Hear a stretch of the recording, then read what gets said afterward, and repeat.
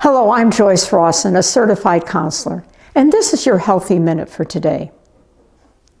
People need to be really careful about how much news they're watching and how much time they spend on this issue and where they're getting their information. One warns, noting that too much information can be just as harmful as too little. Set your boundaries in place. I don't think people should be checking all their electronic devices an hour before bedtime. Nothing's going to change that you need to know about between 10 o'clock and later.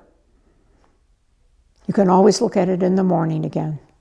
This will not only keep your mental health in a good place, but I think you're going to sleep more soundly too. God bless you as you try this.